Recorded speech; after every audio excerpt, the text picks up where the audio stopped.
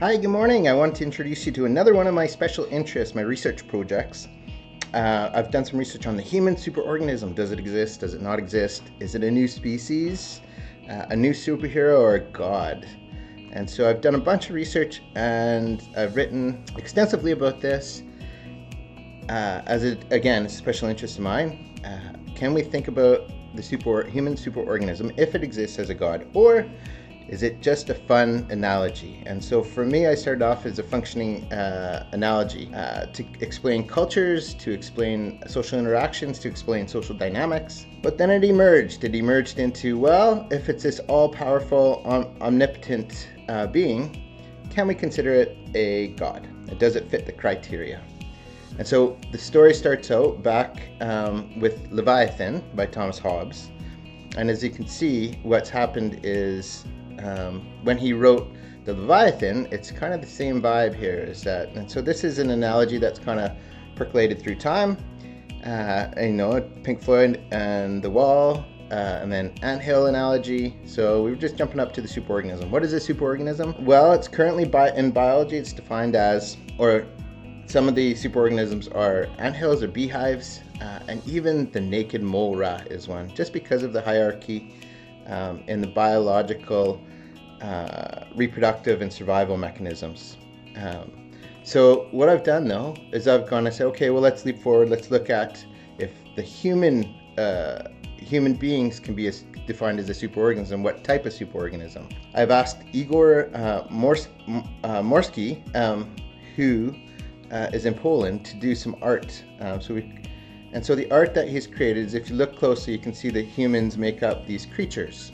And so the deal is that, and then I went ahead and we look at the different, we go ahead and look at the different variables within that make up that culture, that habitat, that superorganism. And what we can do after we've looked at all the different, we can start comparing different cultures with this analogy. And so this one is made up of thinkers. So we have a bunch of philosophers sitting in a room. What does that culture look like?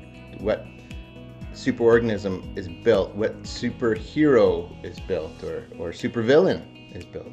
And so then we look at infrastructure. This takes a different type of culture, different type of personality makeup of cells in the superorganism. And so this is more of an attachment style one. And so we go through and we look at the habitat, we look at the weakness, the strength, the attack score. And so we're kind of being playful with this analogy, and we go through the motions with it and so me and Igor came up with all these different versions, and it was a really wonderful, fun process. And of course, you go from, some of the positive superorganisms, and so this one is a utopia. Like, is there such thing as utopia as a superorganism, or a perfect superorganism? And this is kind of what Igor came up with. And so you look through and you compare them all, and you try and figure out which one is. As you can see here, this is another image that Igor came up with, and this kind of shows the beginning stages of the superorganism in crowds. Also a special note here that Geoffrey West, a particle physicist, came up with kind of a similar thing. And what I'll talk about in my next video is the Newton's laws of biology. And this is Kleibler's laws and how to predict size and growth rate and so on and so forth with this different superorganisms.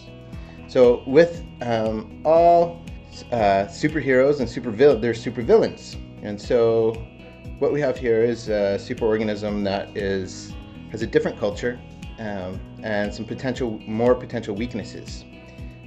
So what we can do with these is we look at and we can align them with different corporations, different groups in the world. And we can kind of, again, it's a fun analogy to look at culture within certain different groups. And then hopefully what we can do is we can measure the health of the superorganism overall.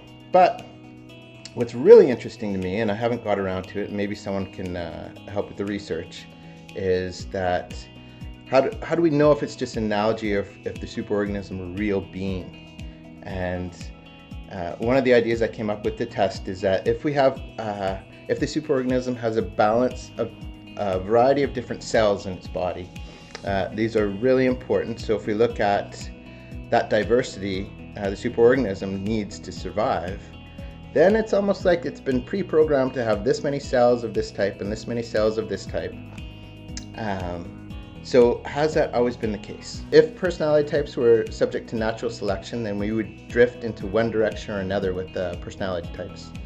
But if the superorganism kind of pre-programs the diversity of humans for its own well-being and own survival and own strength, this would kind of be evidence that this bigger entity exists.